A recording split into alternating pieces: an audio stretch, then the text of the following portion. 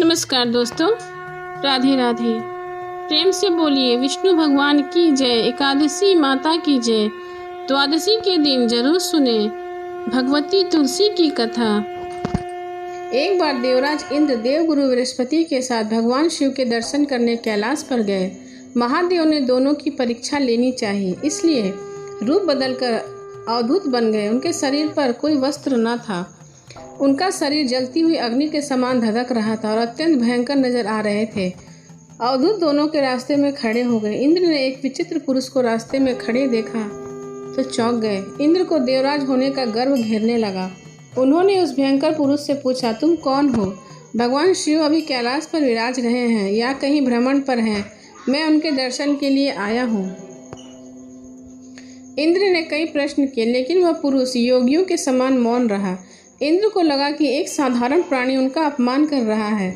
उनके मन में देवराज होने का अहंकार उपजने लगा और वह क्रोध में बदल गया। इंद्र ने कहा, मेरे बराबर अनुरोध पर भी तू कुछ नहीं बोल रहा है, मेरा अपमान कर रहा है। मैं तुझे अभी दंड देता हूँ। ऐसा कहकर इंद्र ने व्रज उठा लिया।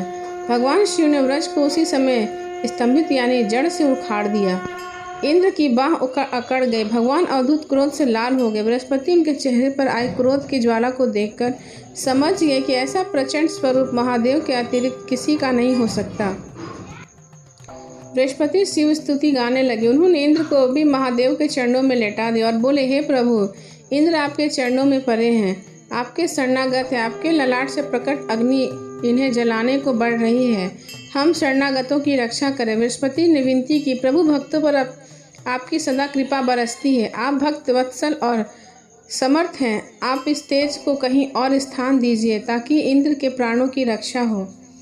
भगवान रुद्र ने कहा, बृहस्पति, मैं तुम पर बहुत प्रसन्न हूँ। इंद्र को जीवन दान देने के कारण तुम्हारा एक नाम जीव भी होगा। मेरे तीसरे नेत्र से प्रकट इस अग्नि का ताप देवता सहन नहीं कर सकते, इसलिए मैं इसको बहुत दूर छोड़ूंगा। महादेव ने उस तेज को हाथ में धारण कर समुद्र में फेंक दिया। वहां फेंक जाते ही भगवान शिव का वह तेज तत्काल एक बालक के रूप में परिवर्तित हो गया। सिंधु से उद्भव होने के कारण उसका नाम सिंधु पुत्र जलंधर प्रसिद्ध हुआ। जलंधर, जिसका नाम शंखचूड़ भी हुआ, शिव के तेज से उत्पन्न हुआ था। इस कारण परम शक्तियों से संपन्न था। वह वेदों से भी ज्यादा शक्तिवान था। वह उस तेज से पैदा हुआ था जो इंद्र को समाप्त करने वाला था, इसलिए असुरों ने उसे अपना राजा बना लिया। अवधूत रूप में यह लीला करने के बाद महादेव अंतर ध्यान हो गए। इंद्र के गर्भ का भंजन भी हुआ, भगवान के दर्शन भी हो गए। तुलसी से जुड़ी एक और कथा प्रचलित है। श्रीमद् देवी भागवत पुराण में इनके अवतरण की दिव्य लीला कथा भी बनाई गई है। एक बार शिव ने अपने तेज को समुद्र में फेंक दिया। उससे एक महातेजस्वी बालक ने जन्म लिया। बालक आगे चलकर जलंधर के नाम से पराक्रमी दैत्य राजा बना। इसकी राजधानी का नाम जलंधर नगरी था। दैत्यराज कालनेमी की कन्या वृंदा का विवाह जलंधर से हुआ। जलंधर महाराक्षस था। अपनी सत्ता के मद में चूर और अपनी माता लक्ष्मी को पाने की कामना से युद्ध किया, परंतु समुद्र ही उत्पन्न होने के कारण माता लक्ष्मी ने उसने अपने भाई के रूप में स्वीकार कर लिया। वहां से पराजित होकर वह देवी पार्वती को पाने की लालसा में कैलाश पर्वत पर पहुंच गया। भगवान देवादिदेव शिव का रूप धारण कर माता पार्वती के समीप गया, परंतु मां ने अपने योग बल से उसे तुरंत पहचान लिया तथा वहां से अंतर्ध्यान हो गई। देवी पार्वती ने क्रूर होकर सारा वृत्तांत भगवान विष्णु को सुनाया। जलंधर की पत्नी वृंदा अत्यंत पतिव्रता स्त्री थी। उसके पति व्रत धर्म की शक्ति से जलंधर ना तो मारा जाता और ना ही पराजित होता था, इसलिए जलंधर का नाश करने के लिए वृंदा के पतिव्रत धर्म का भंग करना बहुत जरूरी था। इसी कारण भगवान विष्णु ऋषि का वेश धारण कर वन में जा पहुंचे, जहां वृंदा अकेली भ्रमण कर रही थी। भगवान के साथ दो मायावी राक्षस भी थे, जिन्हें देखकर वृंदा भयभीत हो गई। ऋषि ने वृंदा के सामने पल में दोनों को भस्म कर दिया। उनकी शक्ति देखकर वृंदा ने कैलाश पर्वत पर महादेव के साथ युद्ध कर रहे अपने पति जलंधर के बारे में पूछा। ऋषि ने अपने माया जाल से दो वानर प्रकट किए। एक वानर के हाथ में जलंधर का सिर था तथा दूसरे के हाथ में धड़। अपने पति की यह दशा देखकर वृंदा मूर्छित होकर गिर पड़ी।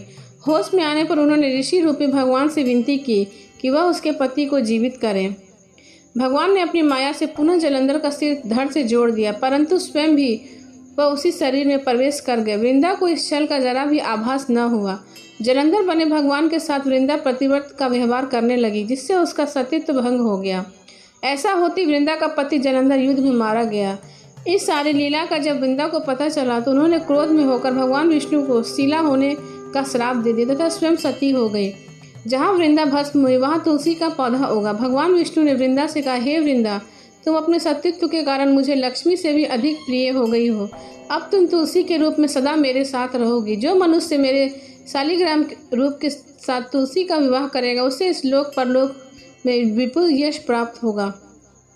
जिस घर में तुलसी होती है वहाँ यम के दूत भी असमय नहीं जाते। गंगा का व नर्मदा के जल का स्थान तथा तुलसी का पूजन बराबर माना जाता है। चाहे मनुष्य कितना भी पापी क्यों ना हो, मनुष्य के समय जिसके प्राण मंजरी रही तुलसी और गंगा जलमुख में रहकर निकल जाते हैं, वह पापों से मुक्त होकर वैकुंठ धाम को प्राप्त होता है। जो मनुष्य तुलसी व आंवलों की छाया में अपने पितरों का श्राद्ध करता है उसके पितर मोक्ष को प्राप्त होते हैं। उसी दैत्य जलंधर की यह भूमि जलंधर नाम से विख्यात हुई। सती वृंदा का मंदिर मोहल्ला कोट किशनचंद में स्थित है। कहते हैं इस स्थान पर एक प्राचीन गुफा है जो सीधी हरिद्वार तक जाती है। बोलो भगवती तुलसी की जय।